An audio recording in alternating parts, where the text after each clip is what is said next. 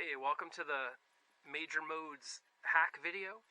So, with this video, what we're going to be looking at are what I discovered when I was first looking at these scale shapes for modes, and we're talking about the three note per string scales, okay, or scale shapes, which at the time was like the modern thing. I mean, now that they have all kinds of different things like 2, 1, 2, or 4 notes per string or whatever. But one of the things I noticed like immediately when I was first learning these shapes is that there are only, and again, this is for the 3 note per string scale shapes, there are only 3 different combinations of fingerings that you're going to do on any given string, and those are, and again we're going to do this like I always like to do in C major. So this is 1, okay, and what it looks like is sort of like you're skipping a fret every time, right? So this is 8, 10, 12, okay, so that's one shape, and the way that I played it back when I first learned it was using my 3rd finger, and I guess it really doesn't matter, but I just learned over the years that I didn't see a lot of people doing that, and some of the teachers I had suggested that I use my 2nd finger, and it actually kind of does feel a little bit more natural.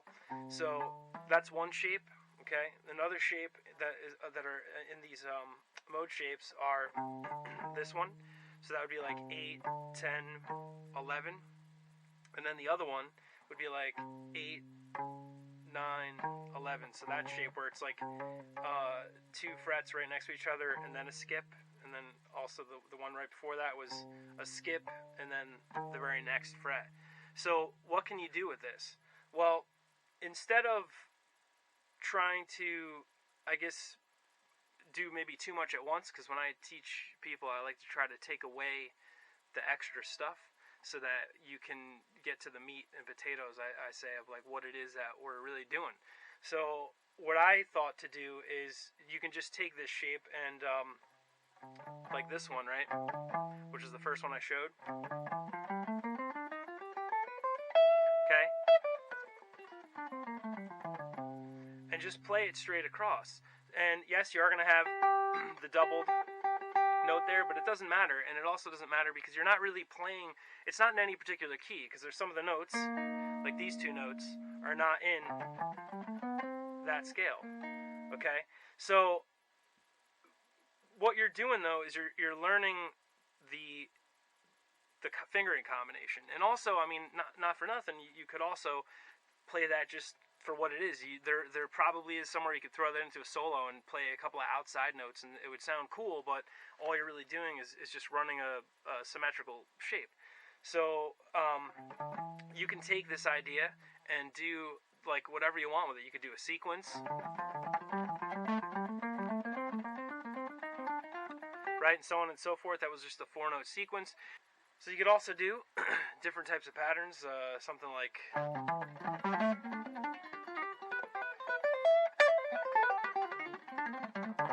right, you could just kind of let your fingers wander through the pattern. Just making that up. You can go up every, right, so just follow the pattern up, like,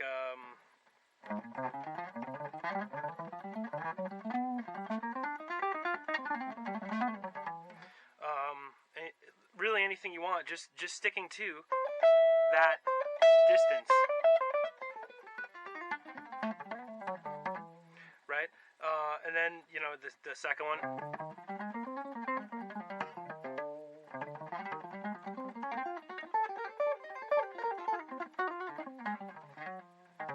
then I moved it down there, which again, it's not really any particular scale, it's just shapes. Okay, and then the other one would be like this. Just, that's all I'm thinking about. And then, like, if you actually wanted to play them in, and actually play the scales, another kind of, I guess you could say, hack, is once you do any of these patterns, because a lot of the modes actually start off with the same pattern on 2 adjacent strings. So, for example, and again, not all of them, but a lot of them, like C major actually starts off like that, so it's the same thing twice. So we know on the guitar, right, that octaves. So I mean, you're missing the seventh if you really wanted to get the connecting note. So slowly.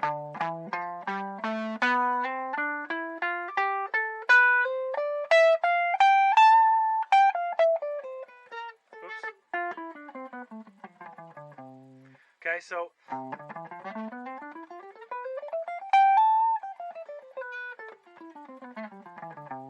I just took that one little shape and moved it up in octaves, and I just put the connecting note in there, and you're playing the scale. Another thing you could do is really, when you play these, like the way I learned them, it would be, so you kind of, there are some position shifts,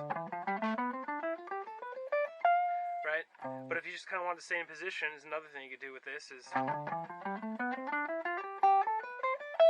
and that's something that was in the Sean Lane instructional videos.